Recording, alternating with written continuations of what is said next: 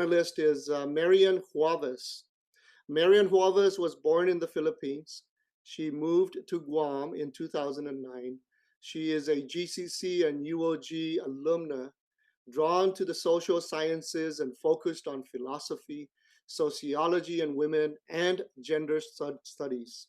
She is currently teaching ESL at Finagazan Elementary School and in pursuit of her master's in teaching. Her aim is to uphold and nurture indigenous knowledge, harness a collective sustainable mindset, and then restore the natural appreciation of our universe. What a wonderful effort. Current education, again, graduate student, Master of Arts in Teaching, and then she's affiliated by being an ESL teacher at the Finagazan Elementary School.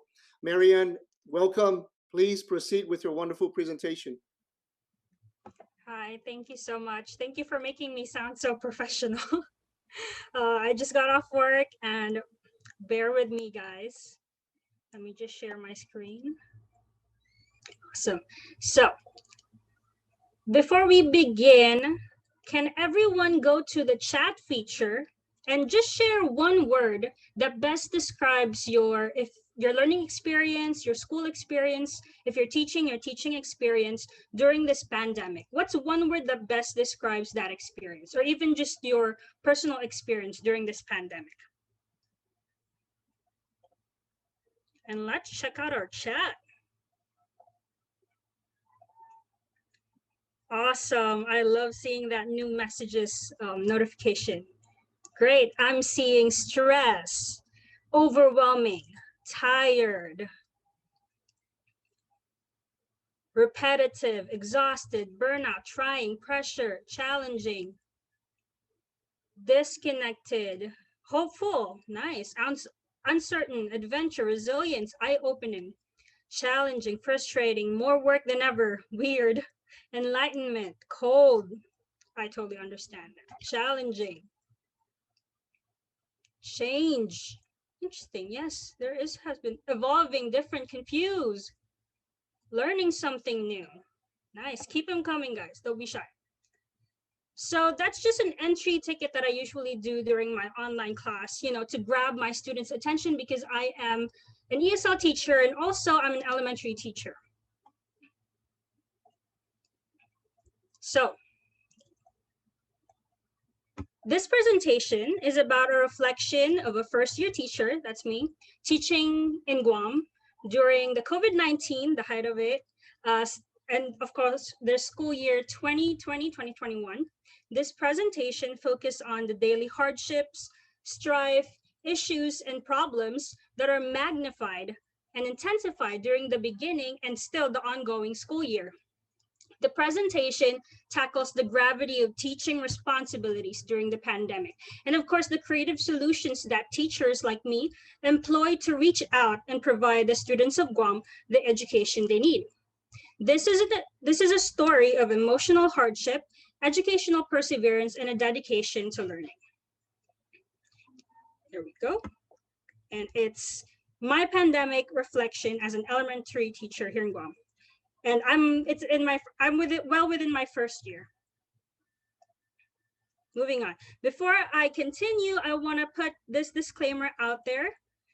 The contents of my presentation, of course, its outline is based on my daily online presentations for my online instructions. So right now, you guys are in the shoes of my elementary students whenever I see them on a weekly basis. And also the contents of presentation is collected from my personal experience and also the 2020-2021 TAE cohort's personal experience. Most of us are new teachers and within our first, second, or third year. And of course, all my teacher friends have consented to sharing their experience. None of them will be named. And also, again, this is a subjective presentation. It must not be taken as a general opinion and views of any other educators in any field or any school that I may be affiliated with. Presentation focus on sharing my personal experience and stories that are meant to spark questions, inspire new ways of thinking, approaching the traditional and the modern ways of teaching. I aim to bring awareness and recognition about the struggles, hardship, strife all teachers face when teaching during this pandemic.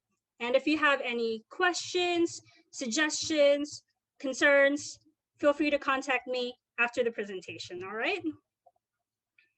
So let's begin with a quote. I always start my instructions with a quote to capture my students' attention. So our quote for today is from Aristotle.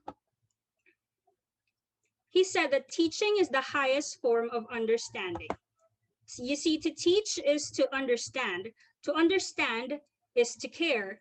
And to care is what an effective teacher does. So in this presentation, there will be 3 things that I will be focusing on.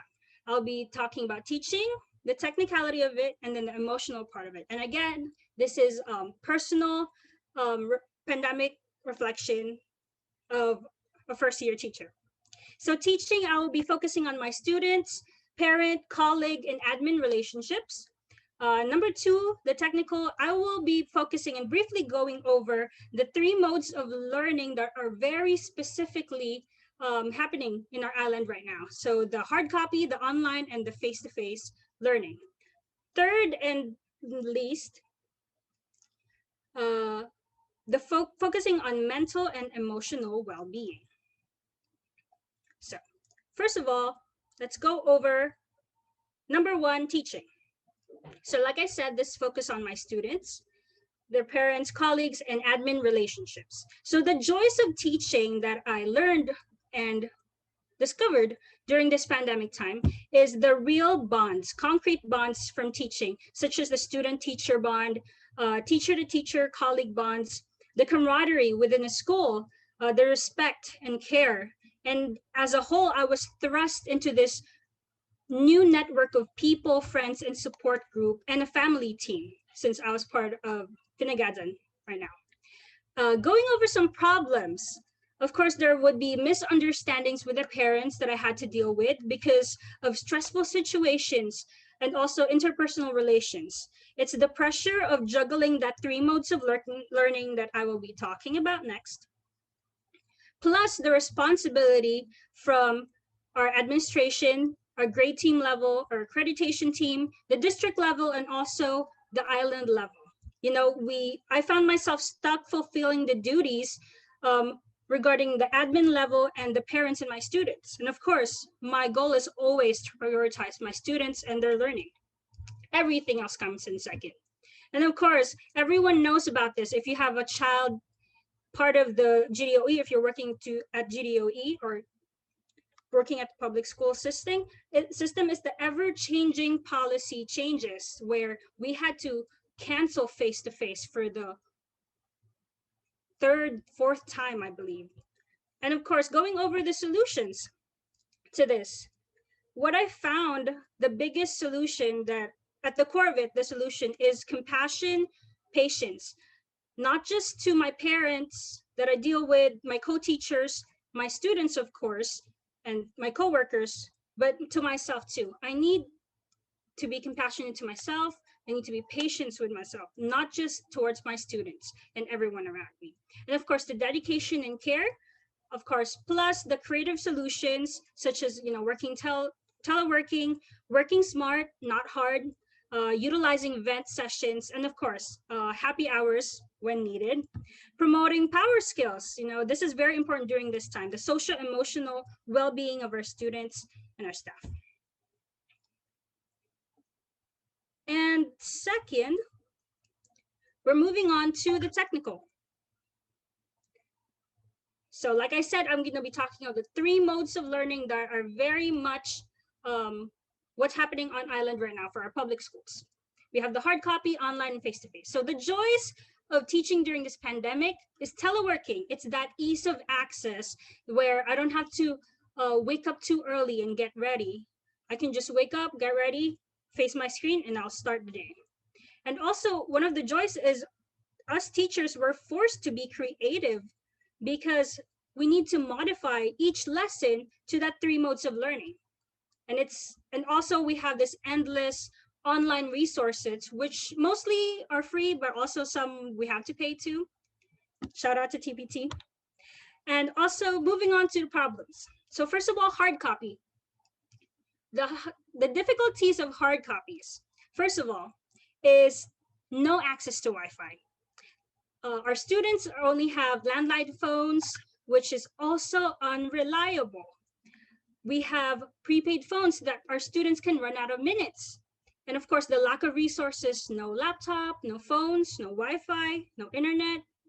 And of course, work contamination. The hard copy work contamination is very much teachers. That's why we're essential workers, because we are in the forefront of collecting work from different kinds of students, and we don't know where it came from. We had to sanitize it, of course, and quarantine the work before we start getting it and checking it. Another for moving on to the online mode of learning, the difficulties include technical glitches. Everyone already knows about this. The Wi-Fi dropping, the lack of simultaneous progress tracking. So in face-to-face, we can easily tell our students, nope, try again. But in online learning, we can't do that. We need to take time to get their work, type in our feedback, and send it to our students. Instead of face-to-face, it's within that instance of when we see them. And face-to-face difficulties during this time, we only meet our students once a week. And guys, once a week is not enough time to teach your kids all 5 core subjects in 45 minutes increments. That is definitely not enough time. And overall, the irregularity of learning hours, it really harms our students. Their circadian clocks, it's all messed up. Most of the high schoolers, they would do their homework at night and then sleep all day. And of course, that doesn't teach them good time management when they go to the university. And right now it's okay because everything's online learning. But imagine when we go back to real face-to-face and everything has a time that they need to show up. So solutions that I've come up with and my fellow teachers come up with, we would do weekly call-ups for our hard copies just to check in our students. And we also had to do phone call tests and quizzes and also explain lessons through the phone. So imagine teaching math to a 3rd grade and explaining addition and subtraction with them just looking at their paper. It's a struggle. And of course, for online learning, it's time test, synchronous session, and assuming that no one's cheating and they're doing their best and they're doing it by themselves. So trusting that, hopefully.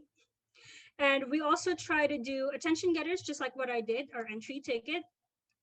We do hooks. We do mental checkups to check in our students, how they're doing, because the stress in their home is different from the stress when they go to school and vice versa.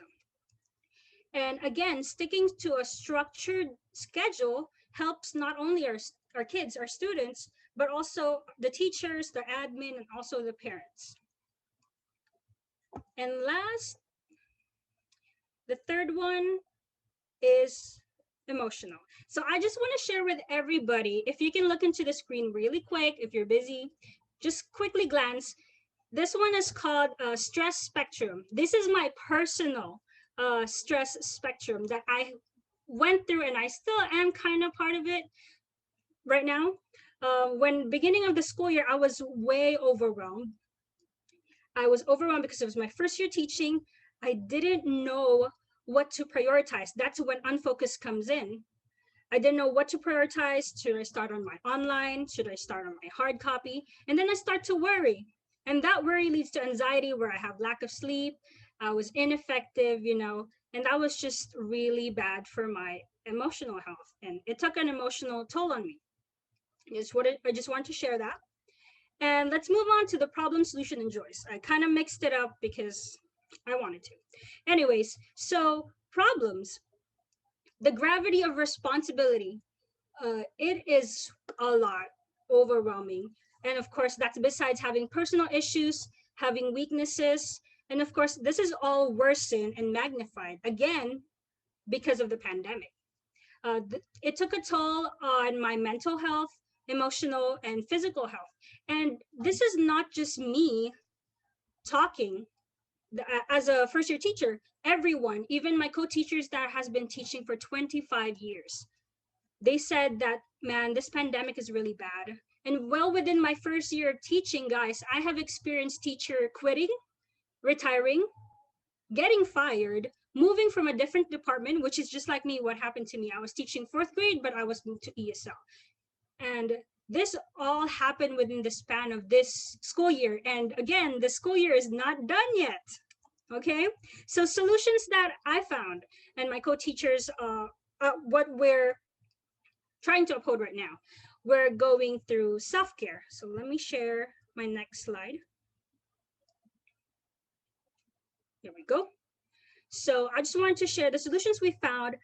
Self-care, the ALA, it means ask, listen, and act. You ask yourself what's happening, what's wrong. You listen, find the root of your problem, and then act towards it.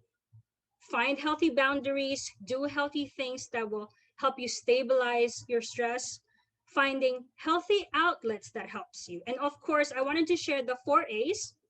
First one is avoid the stressor. Do something that makes you happy, such as joining an extracurricular activity, doing sports, swimming. For me, I tend to swim a lot. After my face-to-face session, I would go out and snorkel and just clean myself out and, just get myself together. Second A is altering the stressor. Focus your time and energy on the positive experiences. Practice smart time management. Third is adapting to the stressor. We must know our limits and be flexible, because once we know our limits, we can easily, work around it, work smart and not hard. Accept that things will not always go our way. Accept that stressors and the things like that we can't change, and focus on the things that we can change and make it better, make it the best we can do. And the joys, of course, is the camaraderie that I'm in. It's the solidarity that I'm not going through this alone. My fellow teachers are going through this. My teacher who has been teaching for 30 years is going through the same thing. And we're all voicing out our concerns, make it better, helping out each other, venting towards each other. And the appreciation the students give, the parents give, and my fellow teachers too. It's the simple acts of kindness when we see each other in the campus, in the hallway, saying hi, hello, how are you doing?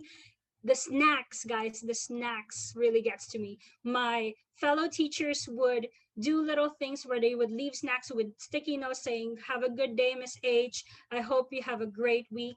Simple things like that. It shows love and care. And it really helps me go through the day. And that will be a highlight of mine. And going back to our quote, teaching is the highest form of understanding. See, teaching is not just about skills, teaching language, information, or data, but also it's to teach children how to prioritize, teaching them values, ethics, teaching them to do good and be sensible human beings, aiming to be their very best for the sake of themselves and the people they love, and of course, the world we live in. And that concludes my presentations. Any questions? Thank you so much for that, Marian. At this point, I'm looking at the chat just to see if there are any questions. Does anybody have any questions? Just go ahead and post them on the chat at this point, please. But this is a wonderful presentation while we wait for the questions to come up. There is a question from Kirk Johnson. Dr. Johnson says, Marian, thank you for a wonderful, thought-provoking, informative presentation. Can you share one story of one student that inspired you? Okay, one of the good story that I have, this is just about recently, and I was just moved to the ESL program within my school. There was this kid that he would always constantly not bring his hard copy work on time, and he's a face-to-face kid. He would be late in turning it. He would turn it in 2 weeks late or 3 weeks late. And then we asked him sorry, let me stop sharing. We asked him what's happening, and he said, something was going through in the household, and something like that. You know, and then he said, "I'm sorry, Miss H, that I can't finish it, but I promise I will do it whenever I'm in school."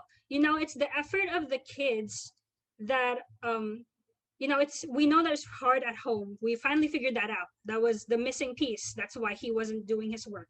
But once we figured that out and we helped him through that, we found solutions to help him do better in school. And again, he's in the ESL program, and now he's doing great. He's still in the ESL program, but he is turning in his stuffs on time ever since last week. And we figure out a way to help him in that project. So it's not just focusing on the academics, but focusing on what's happening at the core of each student, their identity, how everything, their environment affects them, and helping them through that. I think that's Wonderful. So it is 5:25. I was given the goal of completing the entire presentation at 5:29, but we have another question real quick. Is GDOE giving letter grades this year, or will every student be socially promoted to the next grade level? And thanks you for great success. That was from Dr. Selman.